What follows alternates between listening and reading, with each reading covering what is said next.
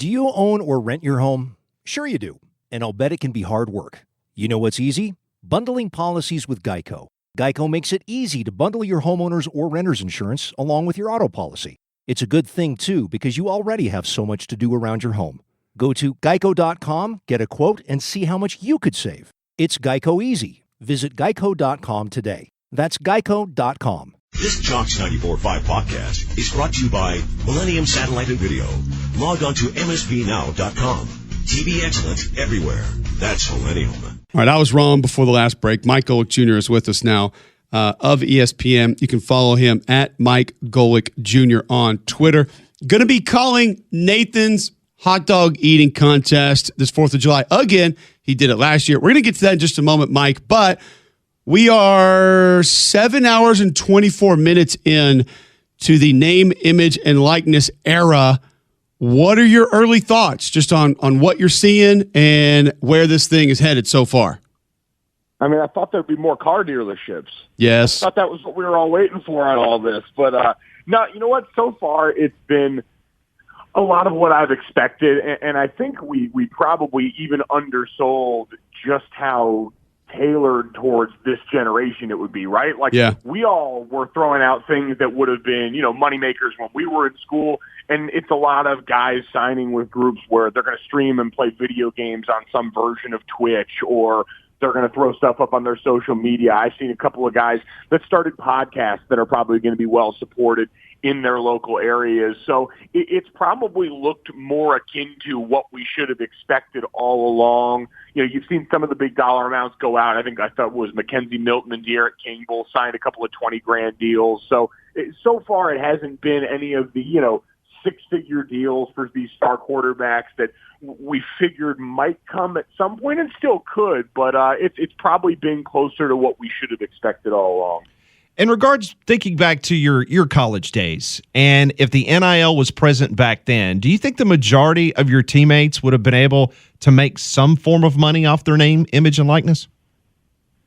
Yeah, I think so. I mean, I think we all know pretty well the majority of these college towns are areas that don't have a lot of competition from NFL markets and teams. Like, you don't have to worry about those people coming in. I was joking before I came on air that, I spent more time at the Martin Supermarket and the Martin Side Door Deli for lunch than about anyone on earth. And so I'd imagine for local establishments like that, because I was in college 2008 to 2012, so Twitter, Instagram, the social media options that are available to players now to monetize weren't yet available. So we still would have been the appearances more than likely around the area, using your likeness as a form of advertisement in something resembling print or early internet. And so there would have been probably comparatively fewer opportunities across the board. But I think especially for more groups, if you had gotten a few guys to go out and do autograph signings like we would do that wouldn't be paid opportunities, I have a feeling now that would just be a little chance for some guys to put a little bit of coin in pocket. Mike Golick Jr. of ESPN with us on the Ultra Organic Seltzer Hotline. You brought up the video game thing. We haven't seen Twitch, but we have seen Yoke Gaming. Somebody just tweeted us in that there's 5 Auburn players that have partnered there. There are a couple other guys that we mentioned earlier in the show, but there's also over 5,000 athletes that are signed up on Yoke Gaming. I think it's cool on one end because you're probably doing that anyway. Like, if you're sitting around playing Fortnite for 8 hours a day, why not get a couple bucks for it? Who cares? And if you got to put your phone on FaceTime and play with some nerd in Ames, Iowa, like, great, let's go. But at the same time, like, how much can you really make if there's 5,000 other athletes on there? Yeah, this one's interesting, and I got to give a shout-out. Mick Assaf, I believe, is one of the co-founders. He's a former Notre Dame guy, former walk-on player on the team who started all of this. And I remember a couple of years ago hearing about him putting this together and the foresight to kind of know which way the wind was blowing on this. But, the thing about online gaming, I was always amazed just how many different ways there are to make money in there between these platforms, these subscription fees when people subscribe to watch up on this, the small tokens you can throw people in games, the overall sponsorships that could come from this if you're diligent enough with it. And that's the interesting part, really, Cole, for me about all of this is a space like online gaming is a good example because you hear a lot of these pro gamers talk about it, and the reward comes through consistency. Like, it is, are you willing to go and put in the hours on this necessary to be entertaining, to be something that people can count on as a fixture in order to return some sort of income on this? And that'll be the interesting part, because I've been saying for the last, couple of weeks now, is this is just another version of the time management conversation we've been having with players around balancing academics and athletics. And it's now you're going to have this third piece of the pie that you've got to balance here. And so will you be able to put in the time and the effort necessary to build something like a presence on gaming? Maybe most of these guys, this is college. I played a lot of Halo when I was in college, so it's not that far-fetched to believe, but it's just another reminder that all these things are kind of built the same. Like, it's what are you willing to put enough time and effort into to actually make work? We can all agree that this is a positive thing for the student athlete. But the negative side, what are some of the things that concern you about this moving forward? I just think the role of agents in all of this, like, now that money's changing hands, it's not necessarily, it's a lot of the similar problems that came up with agents. It's just, are we going to have enough tools to give to these players to be able to make these decisions 3 and 4 years earlier than they were going to have to already, right? Like, the thing when I'm, talking to coaches, talking to people around these schools, trying to figure out how everyone's handling this, my number one question is always, how are you going to handle the agent portion of things? What are you going to do to educate the players to make sure they're asking the right questions here? They're going into this situation armed with enough knowledge so that, it's not just mom and dad controlling every aspect of the future here, like we see happen sometimes in the recruiting process and in other parts of this along the way. But that was a spot where I looked and said, all right, these are a lot of decisions. As excited as I am about this for everyone here, these are high-level adult decisions that are just now getting made years ahead of schedule. And it's not to say this entire process hasn't really gotten these guys ready years ahead of schedule. Recruiting looks like a spaceship compared to the car that I was driving around, the recruiting car, so to speak, when I was getting recruited. So I think from that end, it's just, all right, are we making sure we're equipping enough of these players with the ability to make these decisions as best we can? Have you ever eaten at a Runza? I have not, no. Okay, we had never heard of it. That's the place in Nebraska that essentially is giving every Cornhusker player a deal, which I'm kind of like, man, that sounds pretty sweet. And I think if it was you and I in college, we would say, hey, that money sounds nice, but can we just have free food all the time and we'll be good? I don't need your check. I just want your legendary burgers and some fries, and we'll call it even. Yeah, you know what? Like, that seems like I remember the Titans, like Titans eat free situation. Just put that sign up in the window here. Let it be known. I'll throw, a sticker on my laptop. I'll tweet some stuff out for you every once in a while, in South Bend. Hey, CJ's Pub, I don't want to pay for drinks anymore. How about that? Like, I think we can work out a nice arrangement here. All right, speaking of food, I'm just curious, how many hot dogs have you been able to consume in one sitting? I've never actually had like a designed hot dog by volume situation, and I can tell you why I don't have a concrete number. It's because I'm usually drinking while I'm eating hot dogs. And so one leads to a fuzziness around the end of the other. I understand. I can confidently say hot dogs and buns, I always felt like I could crack double digits in the allotted time for all this. You give me one good sitting and I'm pretty hungry here, that doesn't feel like it's out of the realm. Because you did this last year, we had you on. We talked about it. Nathan's hot dog eating contest, Sunday at 11 Central on ESPN. You were part of the coverage a year ago, and you're going to be back. So I was kind of hoping, kind of thinking that maybe you said to yourself, all right, if I'm going to be on the call for this, I've at least got to go sit down and try it. I've at least got to go see what it's like. And I was curious just what your strategy was. It doesn't sound like you've necessarily, at least intentionally, sat down and tried to see what kind of damage you could do. But what were you most surprised about with what you were able to see last year, how it went, strategy, anything? What was the part of it that maybe you just did not expect to see or hear about? Well, I think the part that was so unique to last year was the indoor effect.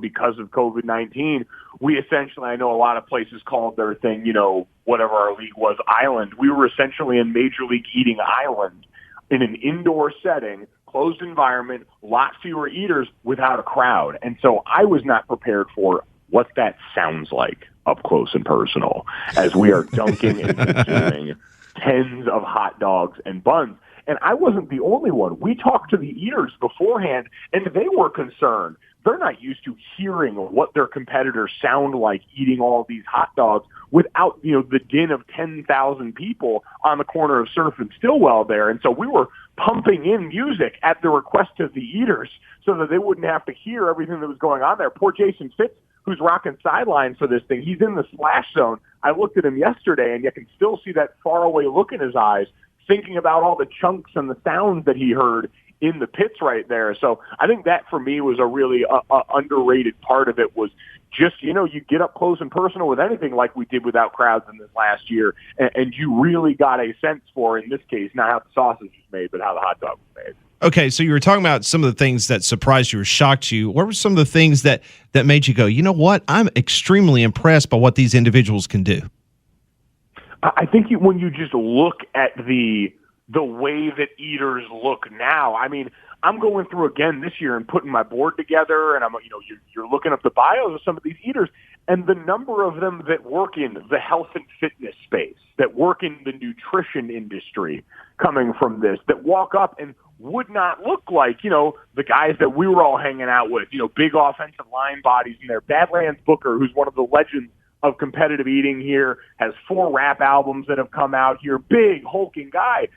They don't all hardly look like him anymore. You're seeing 6-packs out here. You're seeing people that on their daytime are telling other people what to eat. And so I just think the way that the Major League Eating athlete has evolved, you talk to Joey Chestnut, and he took up yoga a couple of years ago to try and continue to expand the way that he gets ready for this. They've realized that if the rest of your body is in shape, it's going to make you a lot better eater in all of this. There are ways to expand the stomach without expanding the waistline. And I was just sort of blown away seeing these, again, athletes in person and the way they train for this now.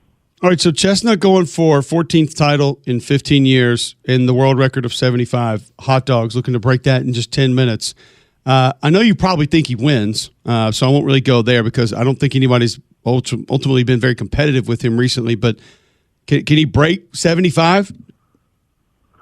You know what? That's the big question for me, Cole, because there was a lot of conversation last year about, all right, the environment. What effect is it going to have? Because last year we had a controlled AC environment instead of the usual July 4th heat fest on Coney Island, and people thought, all right, the dogs might fly a little faster on this one in that case. But you also lose, and when you hear, George and Richard Shea are the 2 pillars of Major League Eating. George does the fantastic intros for the eaters every year. Richard is on the call as the color analyst in the booth with me on this, and they both say Joey Chestnut is a guy that feeds off the energy of that crowd, pun fully intended. And so I would imagine that if we get a day that is, quite frankly, a little different than the ones we've had lately here, sweltering humidity out here in the Northeast right now, but if we can get a day that's a little less humid and you've got the crowd factored back into this, I could see Joey being pushed by that to get over that hump and give us another record-breaking performance. Absolutely.